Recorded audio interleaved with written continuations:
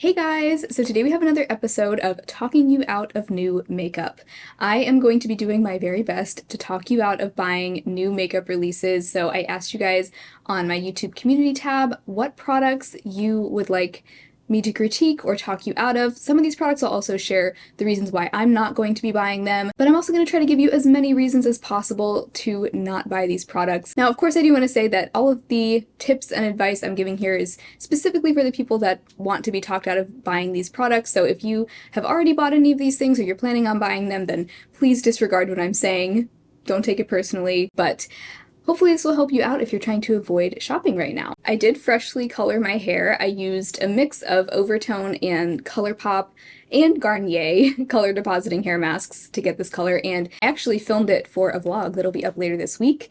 But I can't decide if I'm like too colorful right now. I have on like a very colorful pastel eye look and a colorful lip, and my hair is bright red, so I'm kind of feeling like it might be too much, but I don't really mind, you know? So first up, we have a new palette from ColourPop. This is the new ColourPop Alice in Wonderland palette, and I have to say, this is a gorgeous palette. If I didn't already have so many eyeshadow palettes, I would certainly be tempted to buy this myself. First of all, I had to do a double take when I saw the price of this because I didn't realize ColourPop had raised their prices so much, but this palette is $22. I mean, all brands are raising their prices, we know this, but for a 12-pan ColourPop palette, most of their 9-pan palettes are like around $14, I think, and then some of their larger palettes are $30, $35, like the really big ones.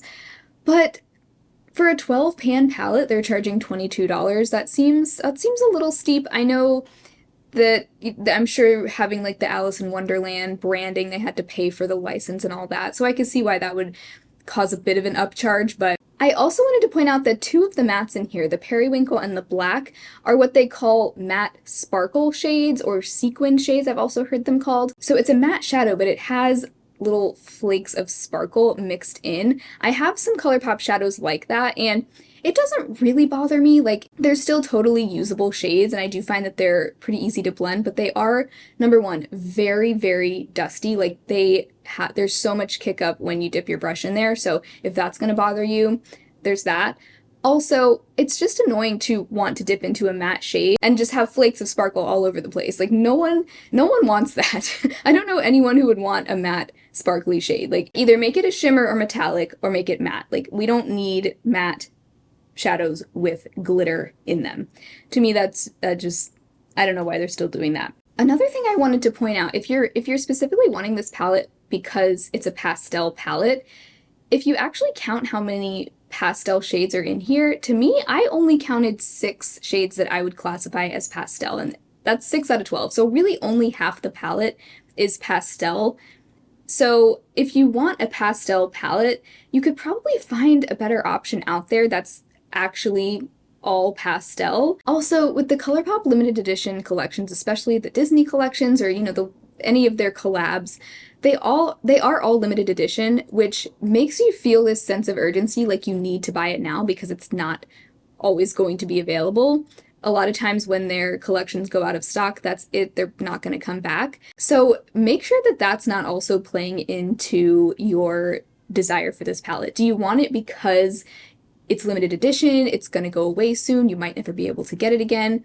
Or do you really truly want and need all 12 of the eyeshadows in this palette? And also, because it's limited edition, there's a lot of hype for it right now because people are getting it in PR, they're reviewing it, you're seeing a lot about it, but just keep in mind that in literally like next week or the week after, you're probably never going to hear about this palette again. Think about it that way too. Is that going to make you less excited to reach for this palette too? Maybe you're all excited to get it because you saw some really good reviews about it, but those creators, let's be real, they're not going to be talking about this palette next year. They're not going to be sharing tutorials of it next year because it's limited edition. So if that's going to make you less excited to reach for it too, because it's going to be old news in like a week, then, you know, keep that in mind as well. Okay, so next up, Bareminerals has released 2 new shades of their ever-popular Blonzer. I hate that word. I really hate saying that. So the idea behind these Blonzers is that it's supposed to be like a blush and bronzer in one. I've always thought that idea seemed a little bit gimmicky to me because, for one, there are plenty of blushes out there that give you like a sun-kissed or sunburnt type of effect. They're not given any sort of special name, they're just blushes, but that this isn't really like, I don't think they really created something revolutionary here. So they did just release 2 new shades. One of them is called Kiss of Mauve, and the other one is called Kiss of Spice. Now I do have to say, Kiss of Spice does look like, well, it looks more like a bronzer to me. In the cheek swatches, I can kind of see a little bit of like a rosiness to it, so I actually think that shade makes the most sense out of the entire line of Blonzers. The shade Kiss of Mauve to me just looks like any other dusty mauve blush. Looks like a very similar color to something like the Essence, the blush in Befitting, which is $3. One of my favorite blushes if you want a color like this. You know, you don't have to spend $34. But even still, with that Kiss of Spice shade, yes, it does look like the closest thing to a bronzer in this line of shades. I still don't think Bareminerals has done anything revolutionary here, because we can all create our own bronzers at home. If you own a bronzer and you own a blush, guess what? You have a blonzer. You can mix those 2 shades together, just dip your brush back and forth, or you could even go so far as to create a Franken blonzer of your own, and this way you can use shades that you already have. You can even mix more than 1 shade of blush and bronzer together. You can get creative. The options are endless. So if you really are into the idea of a blush bronzer hybrid, why not just mix 2 products together that you already have, and you can create so many new products that you haven't tried before out of things that you already own just by mixing shades together. There are endless possibilities at your fingertips right now. So I would recommend just try mixing a bronzer and a blush together, and there you go, you have a blonzer. Congratulations. Just saved $34. Also, just a lot of requests to talk you out of blushes in general. There have been so many new blush releases. It seems like, really, I think 2022 was a big year for blush, but it seems like that's just continued into 2023 now. But we've seen so many new blush launches. There's the new Charlotte Tilbury matte blush wands. There's the new Tarte cream blushes, the new e.l.f. Charlotte Tilbury wand dupes. And really for all of these, first of all, with blushes, most blushes in the same color family, like warm peachy blushes, cool pink blushes, berry blushes, mauve blushes. If you have one in that color, you kind of have them all, because yes, there are slight variations in undertone, but you have to remember that with blushes, you're applying such a sheer amount that 2 coral blushes are going to end up looking pretty much the same. If they have the same undertone, they're going to look pretty much the same on your cheeks. And also, if you have a lipstick in that same color, you can wear that as a blush as well. So even if you have a smaller blush collection, if you count all your lipsticks as blushes too, that just expanded your blush collection right there. And not to mention, you can also mix blush shades together to get a custom color. So let's just say you have 5 blushes and 5 lipsticks. Right there, you have so many possibilities for layering colors together, mixing colors together. So if you're thinking about buying a new blush, I always recommend throwing yourself a swatch party, swatch out all your blushes, see which ones you already have that are like the ones that you're eyeing, and if it really truly looks so unique, you also have to ask yourself, if a blush color is unique to your collection, is it unique to your collection because that's a color you never wear? Because that's a trap that I fall into sometimes myself, where I'm like, oh my gosh, this color, I don't have anything like it. I need this color to fill in this gap that I had just found in my collection. But chances are, if you've been collecting makeup for a while now, you probably already have all the colors that you're going to realistically wear. And I say all this as a total blush fanatic myself. Like, anytime I see a new blush, I'm like, I want to try that. But I have to remember that I already probably have that blush sitting in my collection. I just don't know it. So the next product that was requested was this new Saie Serum Foundation. I think this has been out for like at least a month now, so it's probably old news to most people, but I thought I would go ahead and touch on this because it goes back to the same thing I was just talking about with mixing products together. So this new foundation sounds just like every other serum foundation. They say a lightweight serum foundation with medium buildable coverage that brightens and leaves a luminous finish, blends easily for hydrated and seamless second skin appearance. If you already own a foundation and a glowy serum such as the Glow Recipe Dewdrops or the Essence dupe of this or any other glowy primer serum or even just glow, like hydrating primer, you can create your own serum foundation, skin tint, whatever you want to call it, just by mixing a few drops of that serum with a concealer. One of the prettiest foundations I've ever worn was a mixture of this serum with the Kosas Revealer Concealer. You might remember a few months back I was panning that concealer and I was wearing that combination as a foundation almost every day. It was so beautiful. It gave me like pretty good coverage, like low medium coverage, I would say. Really beautiful glass skin glow. I mean, you could bottle that up and market it as a glass skin serum foundation and it would get rave reviews, I'm sure. Like, it was such a beautiful combination. So before you go out and buy a new foundation that fits that same description, try some concoctions with products you already have. I would just say any medium to high coverage concealer and any serum of your choice, mix them together and see what happens. And I always say my favorite time to experiment with these kinds of things is right when I'm about to get ready for bed, I'm about to wash my face. Let's say it's a day I'm not wearing any makeup. Before I wash my face that night, that's a great time to experiment. If there's a new combination of products I've been wanting to try or any new technique I want to try, I like testing it then. That way, if it doesn't work out, if it doesn't look good, I can wash it off and it's no big deal. So next time you have an opportunity like that would be a good time to try out some new cocktails. You can even try one on one side of your face, one on the other side if you want to try two different combinations. If you're trying to resist buying a new foundation, why not create your own new foundation out of old products that you already have? Next, we have another new palette release. This one is from Too Faced and it is the Italian Spritz eyeshadow palette. So this is a mostly peachy warm tone palette with some pops of blue. Novel concept. What is it with brands bringing back the pop of blue? We did this in like 2017, 2018, was when every brand had a pop of blue in their palettes. It's made a comeback. I don't know who, like, is there really that big of a demand for palettes with a pop of blue? So if the blue is what's really drawing you into this palette, I do want to point out that you gotta remember, blue is complementary to orange. So this palette has a lot of orangey, warm, peachy tones. Two complementary colors can look really pretty next to each other because they make each other pop, they complement each other. If you're trying to blend those shades together, it's likely they're gonna end up muddy. Like, if you mix peach and blue together, you're gonna end up with like a murky, brownish color.